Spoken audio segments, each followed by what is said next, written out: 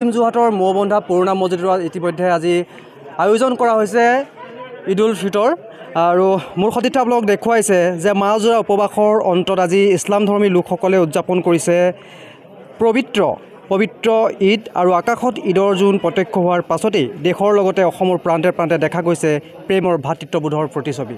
মোৰ সতীৰ্থই আপোনালোকক দেখুৱাইছে এয়া হৈছে মৌবন্ধাৰ পুৰণা জামে মছজিদৰ দৃশ্যাংশলী আৰু ইয়াত বহু ব্যক্তিয়ে ইতিমধ্যে আজি এই ঈদত অংশগ্ৰহণ কৰিবলৈ আহিছে আৰু ঈদক লৈ ইছলাম ধৰ্মৰ লোকসকলৰ মাজত দেখা গৈছে উখল মাখল এক পৰিৱেশ আৰু ঈদগাহ ময়দান মছজিদতো সমূহীয়া নামাজৰ আয়োজন কৰিছে। প্ৰেম ভাতৃত্ববোধৰ বাৰ্তাৰে ইজনে আনজনক জনাইছে ঈদৰ শুভেচ্ছা। সামৰ্থ্যৱান লোকে সম্পত্তি 40 ভাগৰ এভাগ দান কৰিছে আৰু অকল ভাৰতবাসীয়ে নহয় যে বিশ্বৰ প্ৰতিজন ইছলাম ধৰ্মৰ লোকে এই উৎসৱ আগমনৰ লগতে ত্যাগ ভাতৃত্ববোধৰ বাণী বিলাই উদযাপন কৰে পবিত্ৰ ঈদ উল ফিতৰ। আৰু এয়া হৈছে মৌবন্ধা পুৰণা জামে মছজিদ আৰু পশ্চিম যোৰহাটৰ এই মৌবন্ধা পুৰণা জামে মছজিদতো আজি এই পবিত্ৰ ঈদ পালন কৰা হৈছে। মোৰ সতীৰ্থই এই দৃশ্যাংশলী আপোনালোকক দেখুৱাইছে আৰু মই জানিবলৈ চেষ্টা কৰিম কি বাৰ্তা প্ৰেৰণ কৰিব আজি এই পবিত্ৰ ঈদ, যিহেতু আপোনালোকক ঈদৰ শুভেচ্ছা জনাইছোঁ আৰু মই যিহেতু আজি আপোনালোকৰ ঈদগাহত উপস্থিত আছোঁ, কি বাৰ্তা প্ৰেৰণ কৰিব সমগ্ৰ ৰাজ্যবাসীলৈ? আচ্ছা, আমি প্ৰথমতেই আমাৰ এই পবিত্ৰ ঈদৰ নামাজ ইতিমধ্যে হৈ গৈছে। আমাৰ এই মছজিদৰ প্ৰাংগণৰ পৰাই আমি আপোনালোকৰ মাই নিউজ এণ্ডিৰ যোগেদি আমি সদতি অসমবাসীলৈ আমাৰ পবিত্ৰ ঈদ উল ফিতৰৰ আজি শুভেচ্ছা জ্ঞাপন কৰিছোঁ, ঈদ মুবাৰক জনাইছোঁ সকলোলৈকে।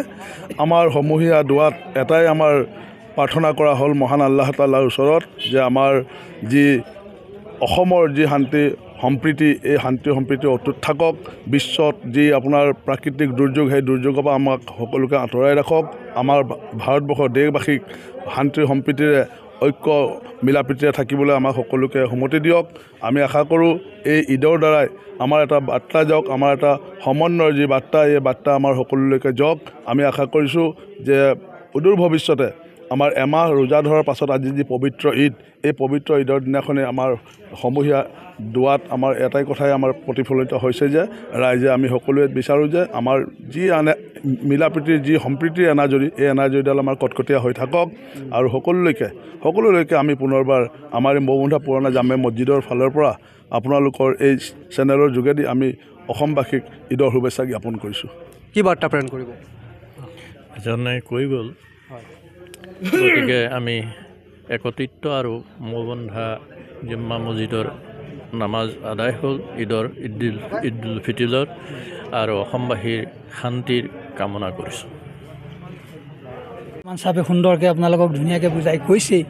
গতিকে আমাৰ ৰাইজ, আমাৰ জামাতে এই এমাহজোৰা যে ৰোজা ৰাখিলে, অৰ্থাৎ আমাৰ গোটেই দিনটো লঘোণ থাকিলে, বৰ এটা কষ্টৰ মাজেদি দিনটো খুব আনন্দৰ মাজেদি দিনকেইটা পাৰ কৰিলে। এইটো এটা বহুত ডাঙৰ ত্যাগ হয় আৰু শেষত আজি আমি ঈদৰ নামাজ পঢ়ি সকলোৱে মিলিজুলি বিশ্ব শান্তিৰ কাৰণে যি দোৱা কৰিছোঁ, এইটোৱে আমাৰ অটুট থাকক, সকলোৰে মাজত মিলাপ্ৰীতি থাকক, আমি সকলোৱে একেলগে যাতে মিলাপ্ৰীতি আমাৰ দিন আমি অতিবাহিত কৰিব পাৰোঁ। এইখিনিয়ে মোৰ আপোনালোকক ক'বলগীয়া।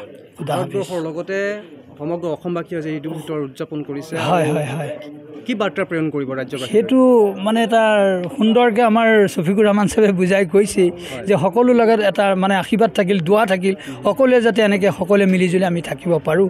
গোটেই ভাৰতবৰ্ষলৈকে এই আমাৰ মেছেজটো যাতে পহুচি যায়, তাৰ কামনা কৰিলোঁ।